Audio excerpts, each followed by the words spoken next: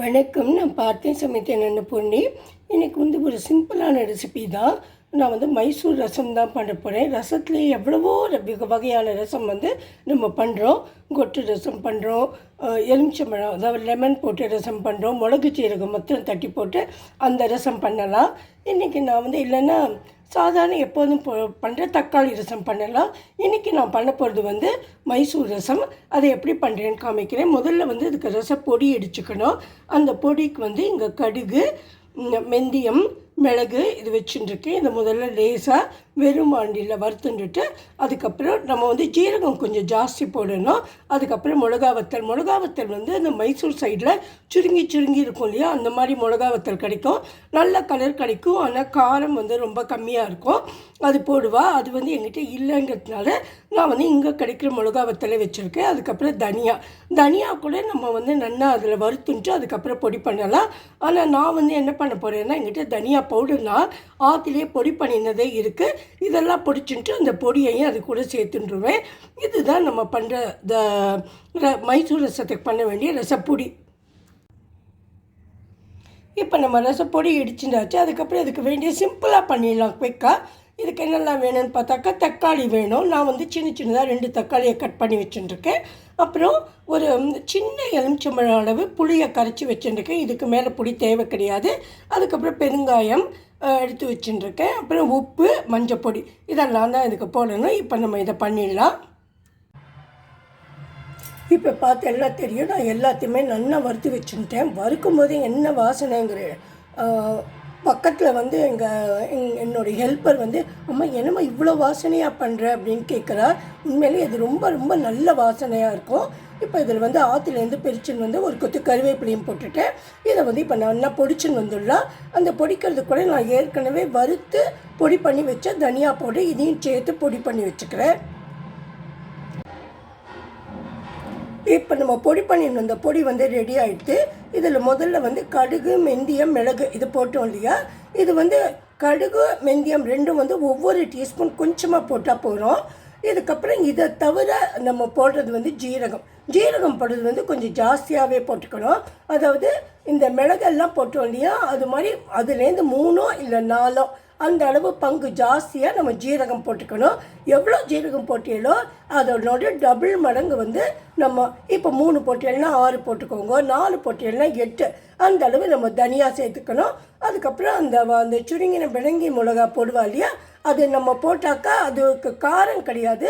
அது ஒரு 3-4 போட்டுக்கலாம். இல்லை நான் வந்து நல்லா காரமாக இருக்கிற மிளகா தான் போட்டிருக்கேன். அதனால நான் ஒரு 2 மிளகா தான் அதில் சேர்த்துட்டுருக்கேன். இதையும் நல்லா நம்ம வறுத்து அரைச்சின்னு வரணும். இது கூடயே நான் வறுக்கும்போது ஒரு கொத்து கருவேப்பிலையும் போட்டுட்டேன். இது ஆற்றுலேயே பறிச்சது. என்ன வாசனைங்கிற எங்கள் மாமியார் தான் இந்த ரசம் பண்ணுவாள். சாதாரணமாக ஆற்றுல மாமியார் ரசம் பண்ணி அந்த பெருசாக ஜவ்வரிசி அந்த வடாமும் அதுவும் ஆற்றுலேயே போட்டது. அது வந்து தாமரை இலை மாதிரி அவ்வளோ பெருசாக விரியும். அதுவும் சாப்பிடும்போது வேறு எதுவுமே வேண்டாம், சிம்பிள் சாப்பாடுன்னு சொல்லுவாள். அன்றைக்கி தான் எல்லாம் ரொம்ப ருசித்து சாப்பிடுவோம். அப்போ எங்கள் மாமியார் சொன்னால் இதுக்கு ஏன் ரசம்னு பேர் வந்தது அப்படின்னாக்கா, அதில் எல்லா ஸ்பைசஸும் எல்லா ஃப்ளேவர்ஸும் நல்ல பேலன்ஸ்டாக இருக்கணும்னு அப்படின்னு சொல்லுவாள். அதுக்காக தான் அதுக்கு ரசம்னு பேர் வச்சா அப்படின்னு என்கிட்ட சொல்லுவாள்.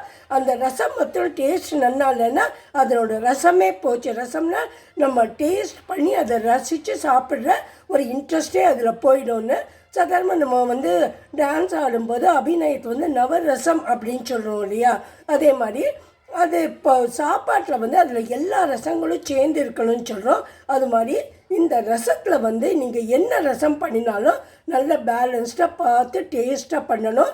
முதல்ல வந்து நம்ம பார்க்குறதுக்கு வந்து எந்த சாப்பாடுமே கண்ணுக்கு வந்து ரொம்ப அட்ராக்டிவாக இருக்கணும். அதனால தான் நீங்கள் கூட பார்த்தீங்கன்னாக்கா எல்லோரும் சொல்கிறா, இந்த நம்ம வீடியோ போடும்போது கூட கொஞ்சம் அட்ராக்டிவாக போட்டால் தான் it will what to say people will be attracted towards that அந்த பாப்பா அப்படின்னு சொல்லிட்டு.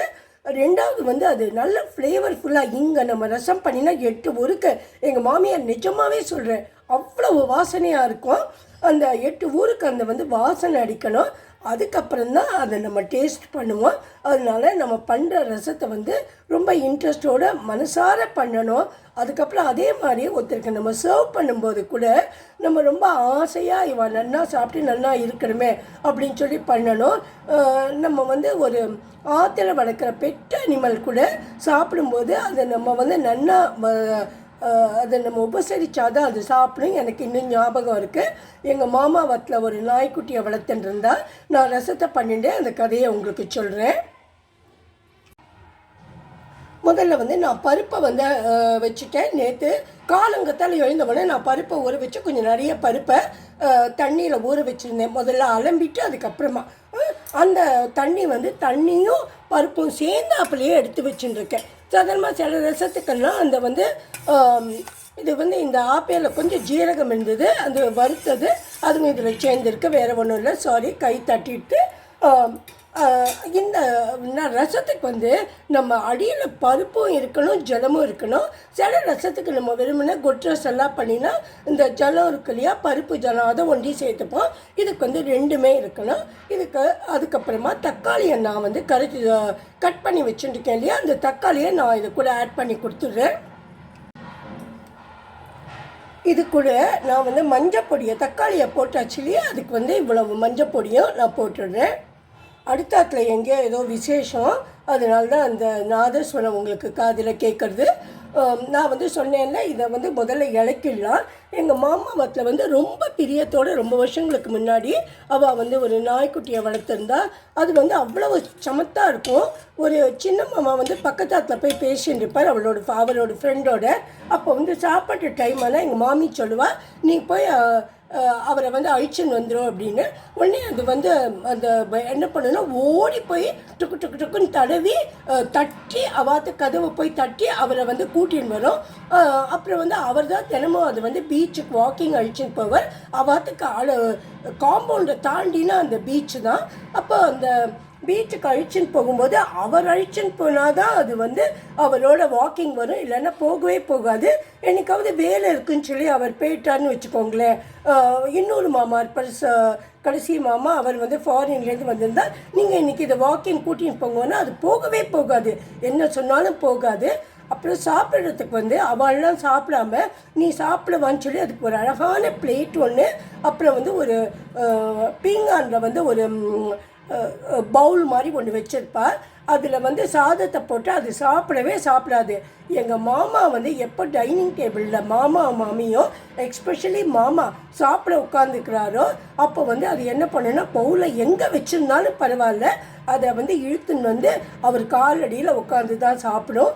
அது இதை எதுக்கு சொல்கிறேன்னாக்கா, இதை வந்து அவள் வந்து எங்களுக்கு நான் உன்னை காமிக்கிறேன் பாரு அப்படின்னு சொல்லி எனக்காக காமிச்சு கொடுத்தா. இதை எதுக்கு சொல்கிறேன்னா, நம்ம சாப்பாடு போடும்போது எப்போவே நம்மளுக்குள்ள ஃபேமிலினா மிஸ் அண்டர்ஸ்டாண்டிங்ஸ் இதெல்லாம் இருக்கலாம். ஆனால் அது எதையுமே காட்டிக்கக்கூடாது. சாப்பிட்றவா நல்லா சாப்பிடணும், ருசித்து சாப்பிடணுமே அப்படின்னு மனசில் பகவானியை நினச்சிட்டு அவளுக்கு இது உடம்புக்கு நல்ல ஆரோக்கியத்தை கொடுக்கணும் அப்படின்னு சொல்லி நினச்சிட்டு நம்ம போட்டோம்னா அவளும் ரொம்ப சந்தோஷம். கண்டிப்பாக அதை சாப்பிட்டதுனால அவளுக்கு உடம்புக்கு எதுவுமே பண்ணாது. எங்கள் மாமியார் எப்போவுமே யார் ஆற்றுக்கு வந்தாலும் சரி, நம்ம ஆற்றுல இருக்கிறவா இருந்தாலும் சரி, இல்லை வெளியில் வந்தவாளும் சரி, முதல்ல வந்து அவளுக்கு எங்கள் மாமியாரும் சரி எங்கள் அப்பாவும் சரி முதல்ல அவளுக்கு வந்து குடிக்கிறதுக்கு ஏதாவது கொடுப்பா. சாதாரணமாக எங்கள் ஆற்றுல வந்து மோர் வெல்லம் தான் கொடுப்பா. எங்கள் அப்பா, நான் வந்து எங்கள் அப்பாவும் என் அம்மாவையும் சிலப்போ பார்க்க போனால் கூட முதல்ல வந்து இது மாதிரி பூர்ணி வந்திருக்கா பாரு, அவளுக்கு நீ ஏதாவது கொடு, முதல்ல மோர் வெல்லம் குடிக்கிறியா அப்படின்னு கேட்பார். அவர் ரொம்ப ஹெல்த் கான்ஷியஸாக இருப்பார். அதனால் அதுக்கப்புறம் நான் போயிட்டு வரேன், எனக்கு கொஞ்சம் நாடி ஆகிட்டு. நான் வந்து அப்போ ஒரு ஸ்கூலில் வந்து கவுன்சிலிங் கிளாஸஸ் எடுத்துகிட்டு இருந்தேன். அது முடிச்சுட்டு எனக்கு ஆற்றுக்கு போகணும். அப்போ வந்து என் குழந்தைகள்லாம் வெளியில் படிச்சுட்டு இருந்தேன். அதனால் நானும் எங்கள் ஹஸ்பண்டு தான் இருந்தோம். இன்னைக்கு வந்து ஆற்றுக்கு போகணும்ப்பா, சாயங்காலம் எதாவது பண்ணணும், நான் போயிட்டு வரேம்மான்னா அவர் போகவே விட மாட்டார். மணி 3 தானடி ஆகுது, நீ உட்கார், அம்மா வந்து இன்றைக்கி பூரி பண்ணுறா, பூரியும் உருளைக்கிழங்கும் நீ சாப்பிட்டுட்டு தான் போகணும் அப்படின்னு. அப்படி என்னைக்காவது நான் சாப்பிடாம போனாக்கா எங்கள் அப்பா என்ன பண்ணுவார்னாக்கா, அந்த அன்றைக்கி தோசை மாவு எதாவது பண்ணியிருந்தேன், அந்த தோசை மாவை வந்து அவளுக்கு கூட அவள் ஆற்றுலையாவது போய் பண்ணி சாப்பிடட்டும்னு. சாரி, ரொம்ப எங்கள் அப்பா ஞாபகம் வருது. என்னை வந்து அந்த மாதிரி ஒவ்வொரு விஷயத்துலையும் இந்த சாப்பாட்டு விஷயத்தில் கவனித்து அவர் கொடுத்தா மாதிரி 2 உப்பு ஜாஸ்தியாக இருந்தால் உடனே சொல்லுவார், இது சாப்பிடாத, இதில் 2 உப்பு ஜாஸ்தியாக இருக்குது, கொஞ்சம் எலுமிச்சம்பழத்தை புழிஞ்சு விட்டுட்டு அதுக்கப்புறம் அவளுக்கு கொடு அப்படின்னு எங்கள் அம்மாட்ட சொல்லுவார். அவ்வளவு தூரம் அவர் வந்து இந்த சாப்பாட்டு விஷயத்தில் ஆற்றுக்கு யார் வந்தாலும் சரி சாப்பிடாம போகக்கூடாது அப்படிங்கிறதுல அவ்வளோ தூரம் வந்து he was very concerned, very பர்டிகுலராக இருந்தார்.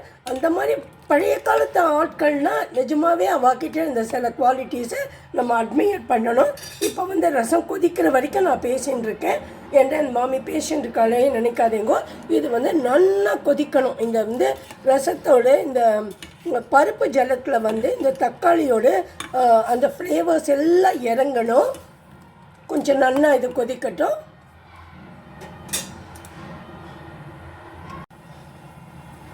இப்போ பார்த்தீங்கன்னா ரசம் நல்லா கொதி வந்துட்டு இதில் உப்பை போட்டு கொடுத்துடலாம். உப்பு போட்டு ஒரு 2 மினிட்ஸ் அதை இறக்கின அப்புறமா நான் பெருங்காயம் போட்டு புளிஜலத்தையும் போடுறேன். அதுக்கு முன்னாடி வந்து நம்ம அரைச்சி வச்ச ரசப்பொடியை இது கூட ஆட் பண்ணிடலாம் முதல்ல. இது ஒரு கொதி வரட்டும், இந்த பருப்போட இந்த உப்பு நல்லா சேரட்டும், அதுக்கப்புறம் ரசப்பொடியை போட்டுடலாம். இப்போ வந்து ரசம் கொஞ்சம் கூட கொதிக்கணும். கொதிச்சப்புறமா நம்ம இங்கே கரிச்சு வச்சுருக்க இந்த புளிஜலம் இருக்கு இல்லையா, இதை வந்து இது கூட ஆட் பண்ணி கொடுத்துடலாம்.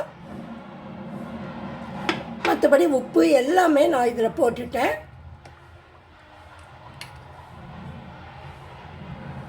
இதுக்கு ஏன் இந்த கலர் வந்து கொஞ்சம் ப்ரௌனாக இருக்குன்னா, நம்ம அந்த மிளகா போட்டோம் இருந்தாக்கா அது வந்து நல்ல கலர் கிடச்சிருக்கும்.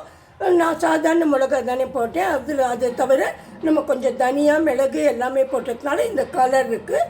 ஆற்றுலேயே பொடி பண்ணினதுனால இப்போ நான் வந்து இந்த புளித்தண்ணியை இது கூட ஆட் பண்ணிவிட்டு நிறைய பெருங்காயமும் போட்டு கொடுத்துட்றேன். இதுக்கு இப்போ இந்த புளி ஜலத்தையும் இது கூட விட்டாச்சு. சாதாரணமாக நம்ம வந்து மற்ற ரசத்துக்கெல்லாம் என்ன சொல்லுவோம்னாக்கா, ஒரு கொதி வந்த உடனே இறக்கிடலாம், அப்புறம் வாசனை எல்லா இடத்துலையும் ஸ்ப்ரெட் ஆகி போயிடும்னு. ஆனால் இதுக்கு வந்து கொஞ்சம் எல்லாமே சேர்ந்து கொதிக்கணும். கொஞ்சம் கொதிக்கட்டும், அதுக்கப்புறமா நான் வந்து பெருங்காயம் போடுறேன். இப்போ பார்த்தீங்கன்னா இதில் பெருங்காயமும் நான் போட்டுட்டேன். அதுக்கப்புறமா கொஞ்சம் கேஸை நிறுத்திட்டேன். இது இறக்கிறதுக்கு முன்னாடி இதில் என்ன போடணுன்னா கொஞ்சமாக வெல்லம் போடணும். இது வந்து என்னோடது ஜாகரி பவுடர். நான் சாதாரணமாக எல்லாத்துக்குமே ரசம் பண்ணும்போது அதில் கொஞ்சமாக வெல்லம் போடுவேன். இதுக்கும் வெல்லம் போட்டுடுறேன். ஆனால் அந்த இதுக்கு வந்து கம்பல்சரியாக அவள் கொஞ்சம் வெல்லம் சேர்த்துப்பா. அது கொஞ்சம் கம்மியாக இருக்க மாதிரி இருந்தது, கொஞ்சம் கூட போடுறேன்.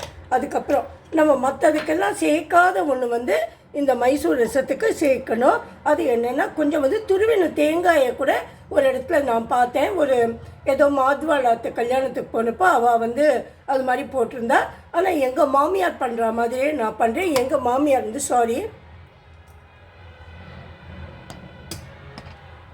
எங்கள் மாமியார் வந்து தேங்காய் பால் தான் விடுவேன். நான் வந்து தேங்காயை உடைச்சி நேற்று 1 டம்ளர் பால் எடுத்து வச்சுருந்தேன்.